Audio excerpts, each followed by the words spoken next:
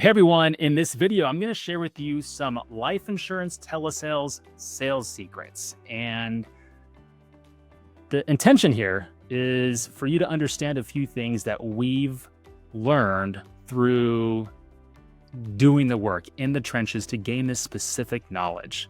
And these three things, this specific knowledge I'm going to share with you, if you can distill this into your presentations, you will be a lot more successful.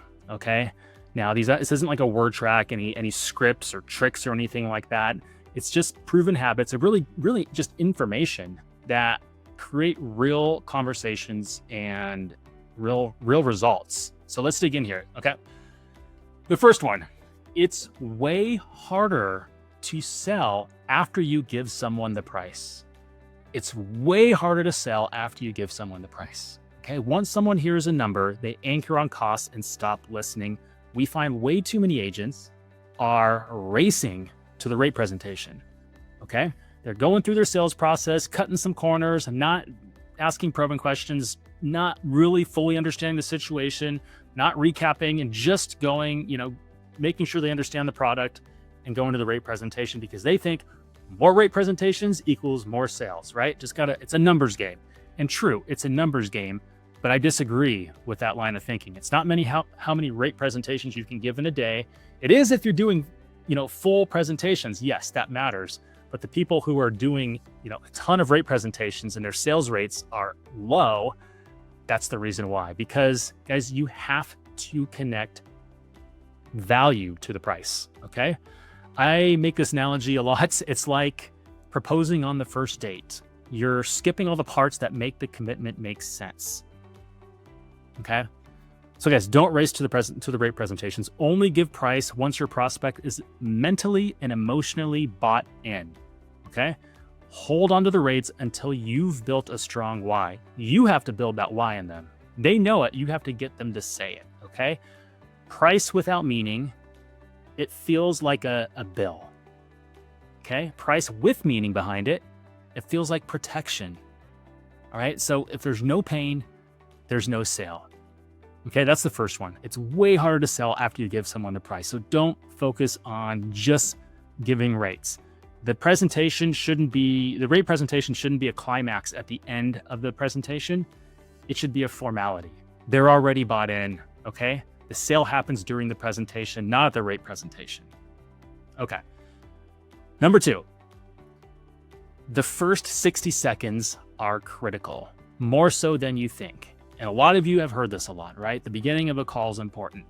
But guys, the way you present yourself in the first seconds of a call is completely controllable.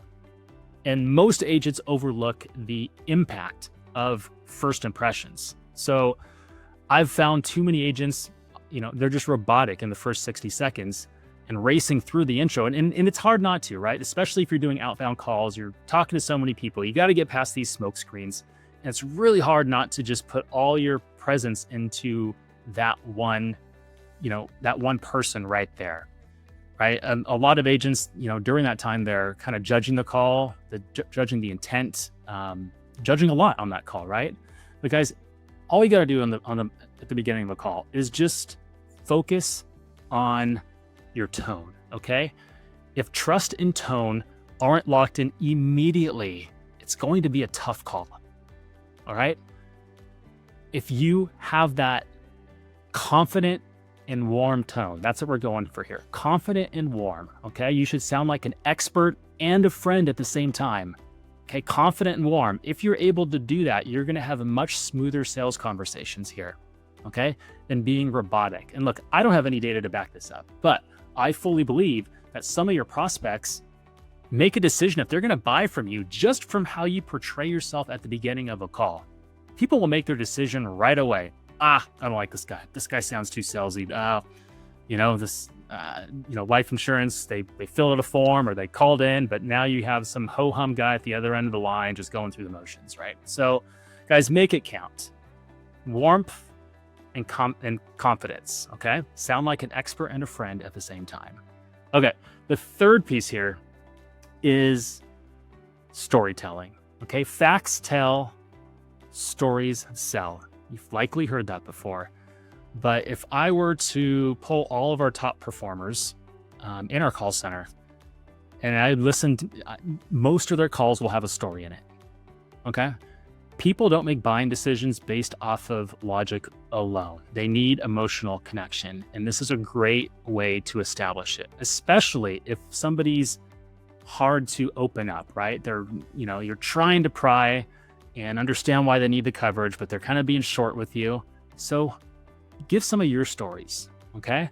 A personal story about why life insurance matters is more powerful than facts and benefits, education, and all that. The company, right? So have a couple emotional, real life stories of families impacted by life insurance or lack of it, really, okay? And just weave these stories into the discovery section of your call, right? Your stories should be short, they should be specific, and they should make you human, right? And that's a big piece of this, okay? Storytelling separates you from a salesman perception. You are no longer a salesman once you start sharing tidbits about your life. You've become human to them. They've painted this picture of you now of, okay, this person is a real person, and they connect with that because they're not hearing stories like this from other sales calls that they're on, right? When they're calling to go buy something, nobody's telling them a story. Or if they're getting information about something, nobody's going to share something about their life. It's unique. It separates you from that salesperson role, okay? So storytelling, yes, it humanizes you, number one, but it also drills in the emotional side of this business, okay? And really builds on your conviction on why you do this, okay?